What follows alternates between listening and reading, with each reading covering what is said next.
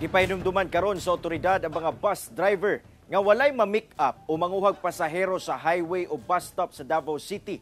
Sanglit sa Terminal Rakini, gitugutan. Ano ang report ni Jandy Esteban? Dinhi sa Davao City Overland Transport Terminal, kanunay gipahinumdom sa management sa mga bus driver nga bawal mukuha og pasahero sa highway. Kini human nahitabo ang pagpamusil patay sa mag-live-in partner sa Nueva Ecija. Kansang mga gunman wala misakay sa terminal ug igo ra nag-pick up sa highway. Base sa City Ordinance number 110, ginapatuman ang no pick-up policy. But pasabot, sa terminal lang pwede magpasakay og pasahero, bawal sa mga highway. Kini aron masiguro ang kaluwasan sa mga pasahero, ingon man sa konduktor ug sa driver. So that is our policy here in Davao City Overland Transport Terminal nga dapat ang mga buses nato dili mag-pick up along the highway. And we already coordinated that ordinances, the memorandum circular and the board resolution nga na-approve sa atuang mga main NTO office. Una makasulod sa dikot, hugot nga ginarikisa ang mga gamit aron masigurong walay mga hinagiban, mga pusil ug uban pang pwedeng magamit sa krimen. Ang dikot dunay average 300 bus trip kada adlaw nga dunay 35,000 ka pasahero. Sa amo nga ma-make up gid may pero gabi ma'am. Pag nasa mga highway na dili kay mi mohunong kay ngano. Wa na may kabaluan ang mga tawhana kung unsay mga tumongan nagresolve sa bus. Para sa safety pod sa mga pasahero. Dapat jud jariya jud dapat para safety jud.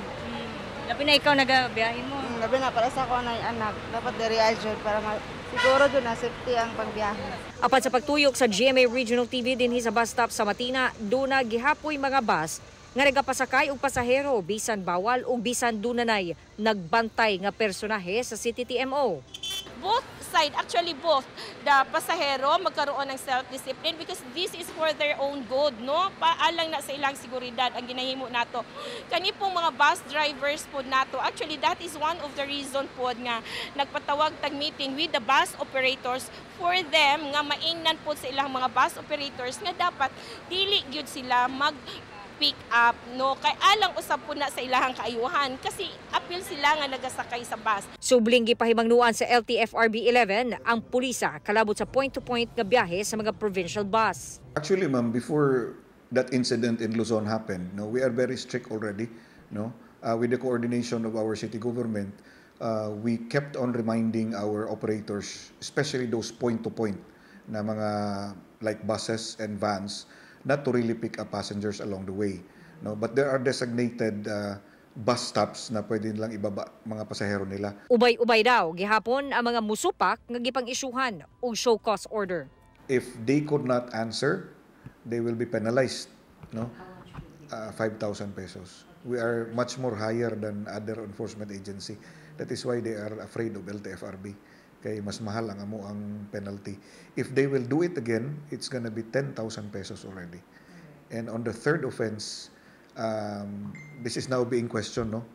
On the third offense, they will be penalized 15,000 pesos plus 3 months impoundment. Kauban si Jojo Solarte sa kamera. Ako si Jandy Esteban para sa One Mindanao.